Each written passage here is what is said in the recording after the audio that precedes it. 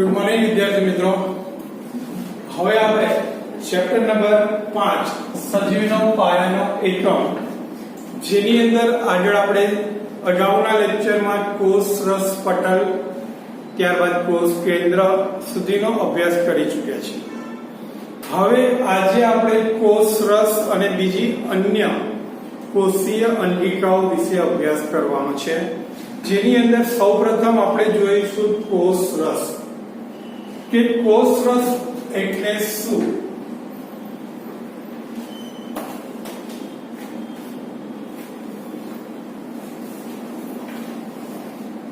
કોષ રસ કોને કહેવામાં આવે છે? તો સામાન્ય રીતે જે કોષ હોય છે તે કોષની અંદર રહેલા કોષ રસ પટલની અંદર આવેલ પ્રવાહી માધ્યમ, જેને કોષ રસ તરીકે ઓળખવામાં આવે છે. એટલે કોષ રસ પટલની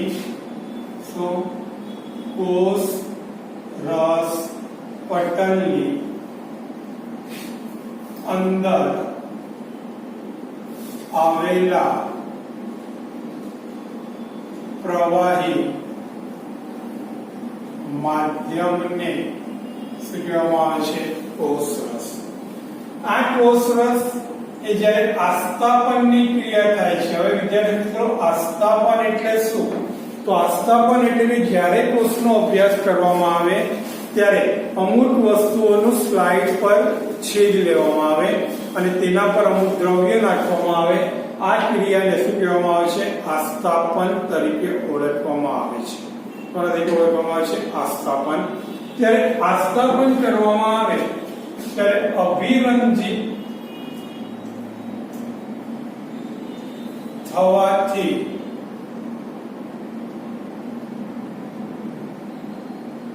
ઝાંખા ભૂરા રંગનો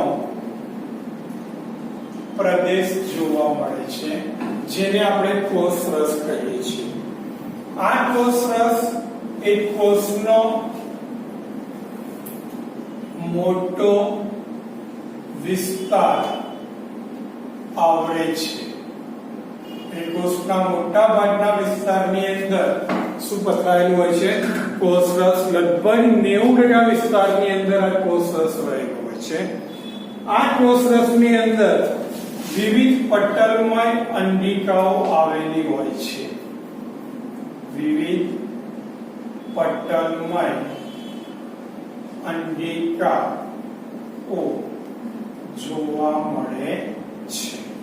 તો વિવિધ પટલમય અંડિકાઓ જોવા મળે છે. ખ્યાલ આવી ગયો? તો આજે હતી રચના તે કોષ રસ વિશેની હતી. હવે આપણે આગળ અભ્યાસ કરીએ. કોષ રસ પછી આવે છે કોષીય અંડિકાઓ એટલે શું? શું આવે છે? કોષીય અંડિકાઓ એટલે શું? વિદ્યાર્થી મિત્રો ધ્યાન રાખજો ખાસ, કારણ કે પછી બધું હસવામાં ન જાય.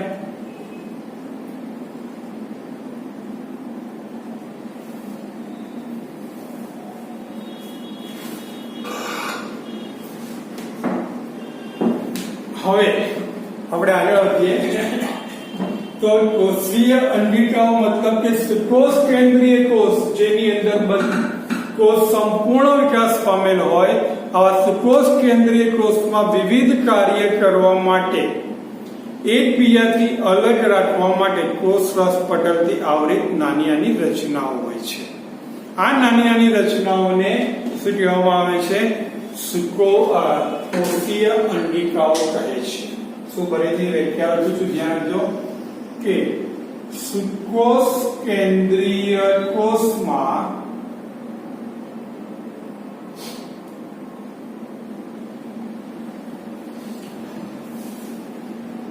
વિવિધ ક્રિયા કરવા માટે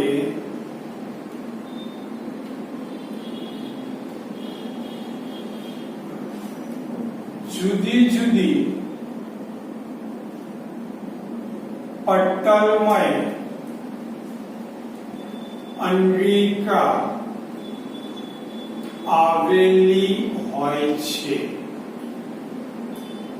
જેને શું કહેવામાં આવે છે?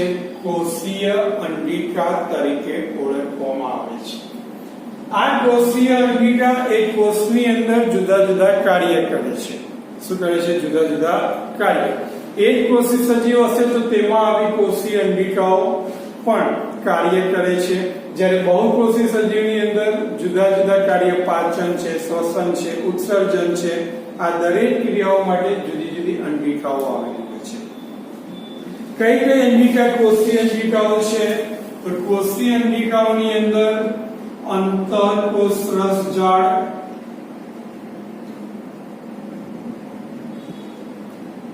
બીજું અંતરકોષ રસજાળ, રિબોસોમ્સ, ત્યારબાદ ગોલ્ગી પ્રસાધન,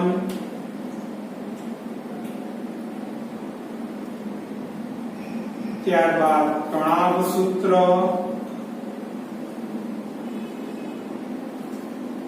હરિતકણ, રસદાની, આ બધી જ વિવિધ કોષીય શું છે? અંડિકાઓ. આ બધી જ કોષીય અંડિકાઓનો આપણે અભ્યાસ કરીએ એટલે આપણી ચક્કર પતી જાય. પણ આજે આપણે બધો અભ્યાસ નહીં કરીએ એક સાથે, કારણ કે દરેક અંડિકાઓ વિશે તેનું સ્થાન, કાર્ય, રચના સમજવી ખાસ જરૂરી છે. તો આજે આપણે સૌપ્રથમ શરૂઆત કરીશું અંતરકોષરસ જાળથી.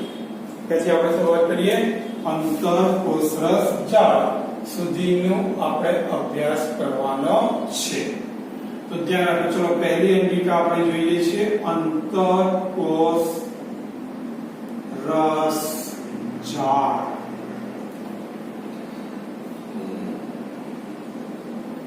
અંતરકોષ રસ જાળ નો આપણે અભ્યાસ કરવાનો છે. હવે આ અંતરકોષ રસ જાળ જે ક્યાં આવેલી હોય છે? પહેલા તો તેનું સ્થાન ક્યાં છે? તો અંતરકોષ રસ જાળ એ સુકોષ કેન્દ્રીય કોષ ના સમગ્ર કોષ રસના વિસ્તારમાં પથરાયેલી હોય છે. શું થયેલી હોય છે? પથરાયેલી હોય છે. તો તેનું સ્થાન પહેલા આપણે અહીંયા લખી નાખીએ કે સુકોષ કેન્દ્રીય કોષના સમગ્ર વિસ્તારમાં પથરાયેલ પટલમય અંગિકા છે. સુકોષ કેન્દ્રીય કોષના સમગ્ર વિસ્તારમાં એટલે આખા કદ પર પથરાયેલી પટલમય શું છે? અંગિકા છે. આ અંતરકોષ રસજાળ જેનું આ શું હતું? સ્થાન. હવે સ્થાન પછી આપણે તેની રચના જોવાની છે. તેની રચના શું છે? તો તેની રચનામાં દરેકની રચના તો હોય જ, એટલે કોઈ ઊંધું ન સમજતા. વિદ્યાર્થી મિત્રો દેખાય છે ને અહીંયા બરાબર? તો રચનાની અંદર આપણે જોઈએ તો આ જે અંતરકોષ રસજાળ છે તે લાંબી નલિકામય પટલમય કોથળી જેવી રચના છે. કેવી છે? લાંબી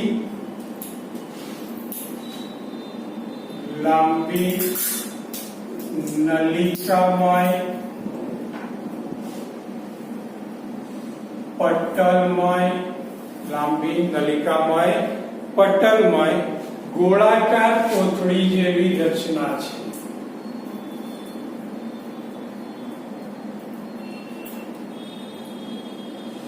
કોથળી જેવી, કેવી? ગોળાકાર કોથળી જેવી શું છે? રચના છે. આની અંદર જુદા જુદા સ્તર જોવા મળે છે. એટલે કે તે જાળી રૂપ જોવા મળે છે. કેવી જોવા મળે છે? જાળી સ્વરૂપ જોવા મળે છે. આની જે રચના હોય છે તે કોષ રસ પટલ ના જેવી રચના ધરાવે છે. તમને ખ્યાલ છે કોષ રસ પટલના જુદા જુદા સ્તર હોય છે, તેમ આના પણ જુદા જુદા શું હોય છે? સ્તર જોવા મળે છે. હવે આની આકૃતિ પરીક્ષાની અંદર ક્યારેક દોરવાની પૂછી ના દઈએ. બરોબર. તો એકદમ સરળ આકૃતિ છે વિદ્યાર્થી મિત્રો, તે એટલી બધી હાર્ડ આકૃતિ છે નહીં. તો હું દોરું છું એમાં માત્ર થોડું ધ્યાન રાખજો એટલે આકૃતિ આવડી જશે. આમ તો જો કે પરીક્ષામાં ભાગ્યે જ પૂછાય છે, જાણકારી માટે જ આ આકૃતિ છે. બરોબર. તો ધ્યાન રાખો આકૃતિ કઈ રીતે દોરવાની.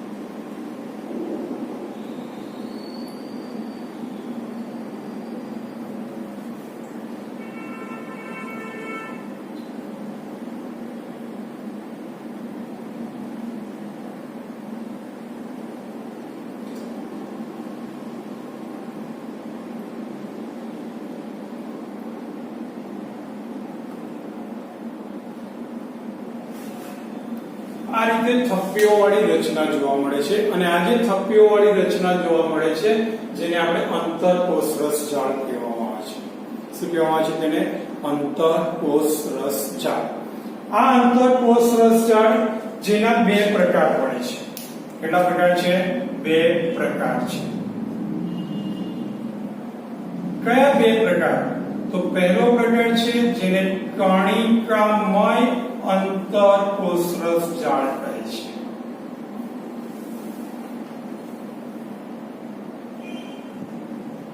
જ્યારે બીજો પ્રકાર છે જેને લીસી અંતરકોષરસ જાળ કહે છે. કેટલા પ્રકાર છે? બે. કયા કયા? કણિકામય અંતરકોષરસ જાળ અને લીસી અંતરકોષરસ જાળ. કણિકામયને બીજા શબ્દોમાં ખરબચડી અંતરકોષરસ જાળ પણ કહેવાય. શું કહેવામાં આવે છે? ખરબચડી અંતરકોષરસ જાળ. આ કણિકામય અંતરકોષરસ જાળ જેની સપાટી પર રિબોસોમ્સ જોવા મળે છે. શું જોવા મળે છે? રિબોસોમ્સ જોવા મળે છે. જ્યારે લીસી અંતરકોષરસ જાળ જેની સપાટી પર રિબોસોમ્સ હોતા નથી. રિબોસોમ્સ હોતા નથી. આ લીસી કણિકામય અંતરકોષરસ જાળ જે પ્રોટીન સંશ્લેષણ નું કાર્ય કરે છે, જ્યારે લીસી અંતરકોષરસ જાળ જે લિપિડ અને સ્ટીરોઇડ નું સંશ્લેષણ કરે છે. કોનો? લિપિડ અને સ્ટીરોઇડ નું શું કરે છે? સંશ્લેષણ કરે છે. જે કણિકામય અંતરકોષરસ જાળ હોય છે એની સપાટી પર આ રીતે નાના નાના ટપકા જોવા મળે છે. આ જે ટપકા હોય છે જેને આપણે રિબોસોમ્સ તરીકે ઓળખવામાં આવે છે. કોના તરીકે ઓળખવામાં આવે છે? તેને રિબોસોમ્સ તરીકે ઓળખવામાં આવે છે. અને આ જે છે તે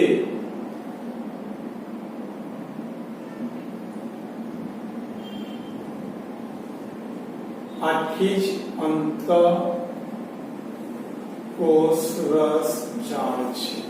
બરોબર છે. તો આ જે હતો તે અંતરકોષરસ જાળ વિશે હતો.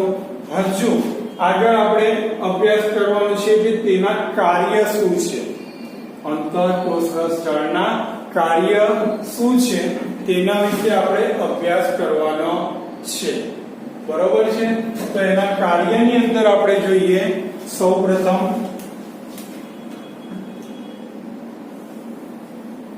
દેખાય છે વિદ્યાર્થી મિત્રો? અહીંયા સુધી ન દેખાય તો હું બોલું તે સમજી લેવાનું એ પ્રમાણે, બરોબર?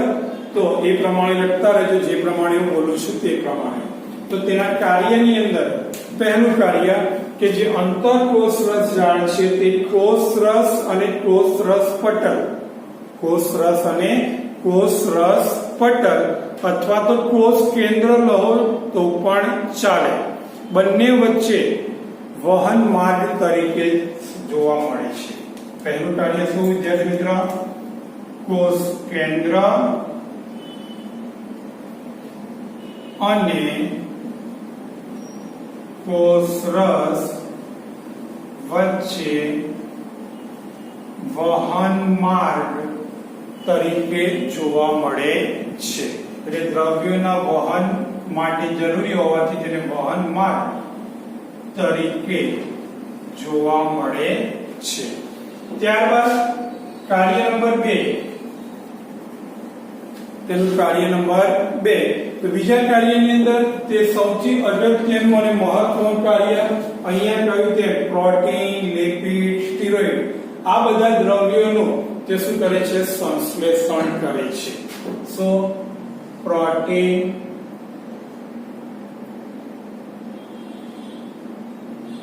લિપિડ નું સંશ્લેષણ ન લખો અને નિર્માણ લખો તો પણ ચાલે છે. તો સંશ્લેષણની જગ્યાએ શું લખી શકાય છે? નિર્માણ પણ લખી શકાય છે, બરોબર? એટલે નિર્માણ કરવું એટલે કે ઉત્પન્ન કરવું, સંશ્લેષણ થવું એટલે પણ ઉત્પન્ન થવું, બરોબર? એટલે પ્રોટીન અને લિપિડ ના સંશ્લેષણનું કાર્ય પણ કરે છે. ત્રીજું, કેટલીક જૈવ રાસાયણિક ક્રિયા, કેટલીક જૈવ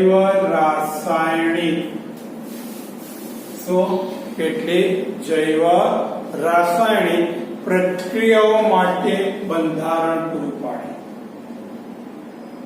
પ્રક્રિયા માટે બંધારણીય ઘટક છે, બરાબર? તો આ જે છે તે અંતરકોષરસ જાળના મહત્વના શું છે? કાર્ય છે. હવે બીજી અંગિકા આપણે કહી હતી તે પ્રમાણે કઈ આવે છે? રિબોસોમ્સ. શું આવે છે? હવે રિબોસોમ્સ વિશે અભ્યાસ કરીએ આપણે કે રિબોસોમ્સ વિશે. રિબોસોમ્સ ક્યાં હોય? તમે હમણાં અગાઉ તમને કહ્યું તેમ અંતરકોષરસ જાળની ક્યાં હોય છે? સપાટી પર. કેવી અંતરકોષરસ જાળ? તો કણિકામય અંતરકોષરસ જાળ, લીચી નહીં. તો રિબોસોમ્સ ની અંદર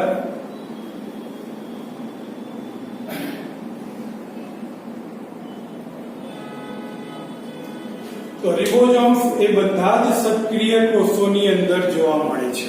સો બધા જ સક્રિય કોષમાં આવેલી અંગિકા છે.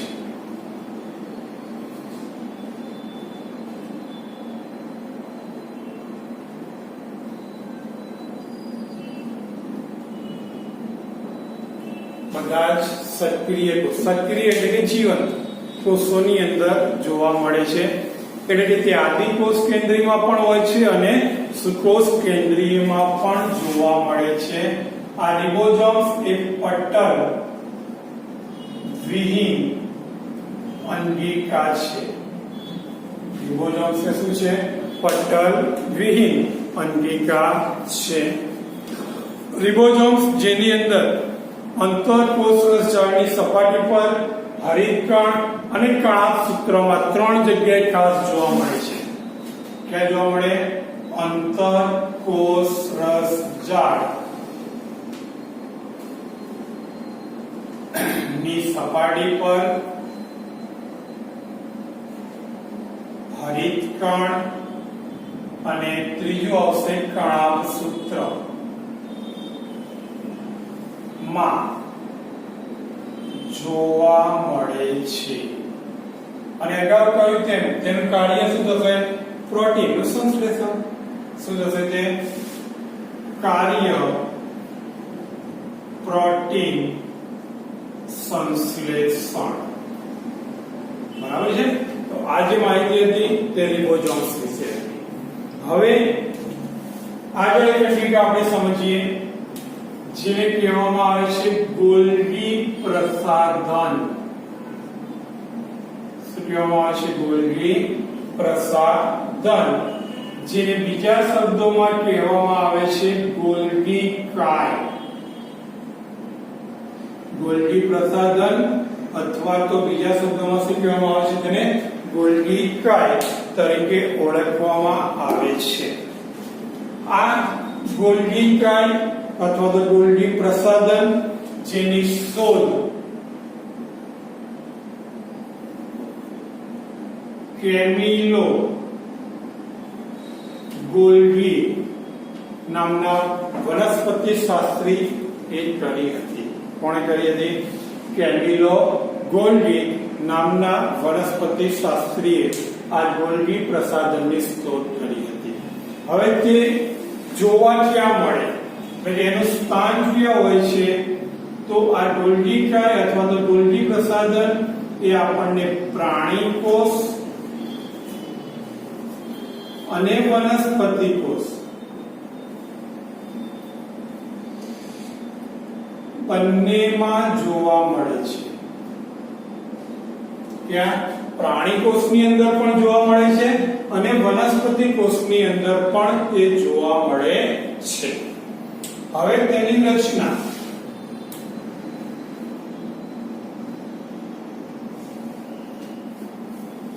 શું છે? તેની રચના કે ગોલ્ગી કાયની રચના કેવી હોય છે? તો ગોલ્ગી કાયમાં એકબીજાને સમાંતર થપ્પીઓ જેવી ગોઠવાયેલી પુટિકાઓ જોવા મળે છે. તો એકબીજાને સમાંતર, હમણાં આકૃતિ દોરી એટલે તમને ખ્યાલ આવી જશે. એકબીજાને સમાંતર ગોઠવાયેલ થપ્પી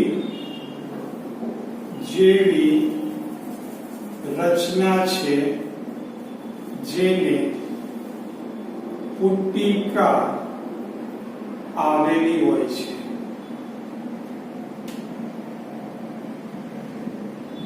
જેને સિસ્ટર્ની કહે છે. ત્યાં જો શું કહેવામાં આવે છે? સિસ્ટર્ની, બહેનની નહીં, સિસ્ટર્ની. બરોબર? શું ફરીથી? એકબીજાને સમાંતર ગોઠવાયેલી થપ્પી જેવી રચના, જે આપણે એક ઉપર એક નોટ મૂકીએ એટલે થપ્પી બને, એ થપ્પી જેવી રચના છે જેને છેડે પુટિકા આવેલી હોય છે. જેને છેડે પુટિકા આવેલી હોય છે, સિસ્ટર્ની તરીકે ઓળખવામાં આવે છે. એની આકૃતિ દોરી એટલે આપણને વધારે ખ્યાલ આવશે કઈ રીતે હોય છે રચના.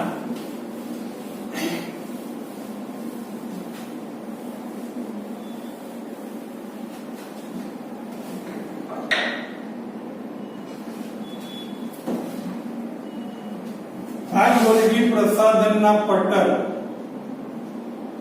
ગોલ્ગી પ્રસાધનના પટલો ક્યારે અંતરકોષરસજાળ ના પટલ સાથે જોડાયેલ હોય છે?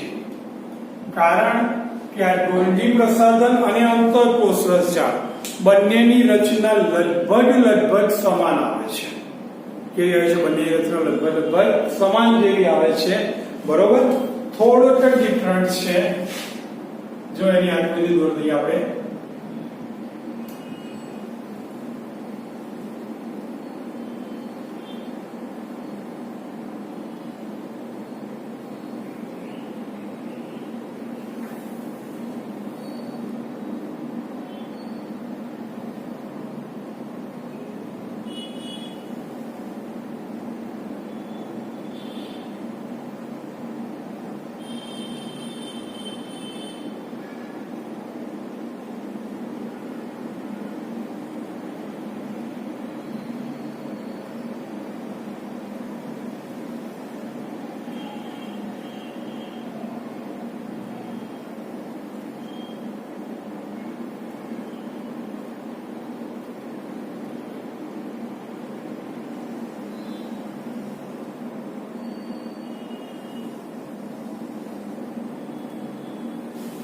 આ રીતે રચના છે એની.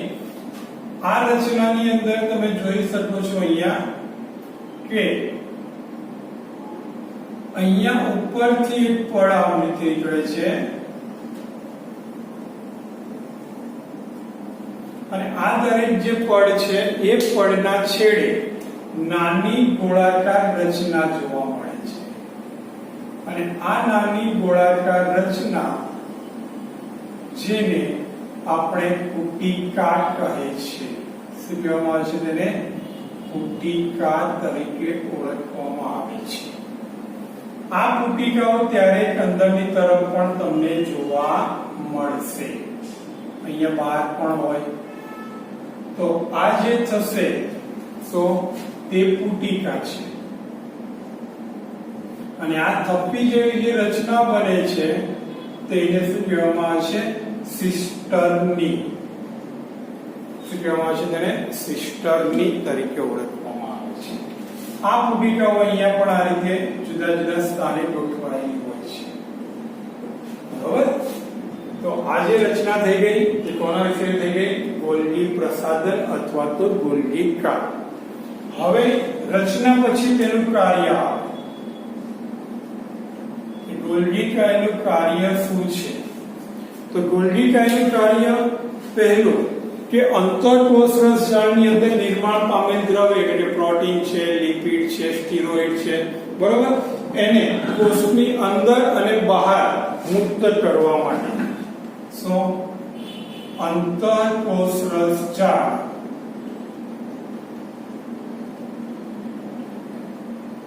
માં સંશ્લેષણ પામેલ દ્રવ્યોને કોષની અંદર કે બહાર મુક્ત કરે છે. એટલે કોષની અંદર અથવા તો બહારની તરફ મુક્ત કરે છે. બીજું, સરળ શર્કરાનો જટિલ શર્કરામાં રૂપાંતરણનું કાર્ય પણ તે કરે છે. સરળ પદાર્થો હોય અને જટિલ પદાર્થમાં શું કરે છે? રૂપાંતરણ. ત્રીજું કે તે લાઇસોઝોમ અંગિકા સાથે સંકળાયેલ છે.